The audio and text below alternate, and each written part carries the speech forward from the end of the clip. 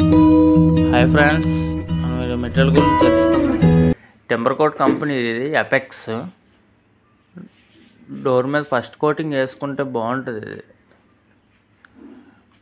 ఇది ఏంటంటే 1:1 రేషియోలో మిక్స్ చేసుకోవాలి. ఇది సేమ్ మనం వుడ్ పాలిష్ కోటింగ్ ఎలాగ వేసుకుంటామో అలాగ వేసుకోవడమే. ఇది కూడా బ్రష్తో అయినా అప్లై చేసుకోవచ్చు, క్లాత్తో అయినా అప్లై చేసుకోవచ్చు. మిషన్ ఉంటే మిషన్తో అయినా కొట్టచ్చు.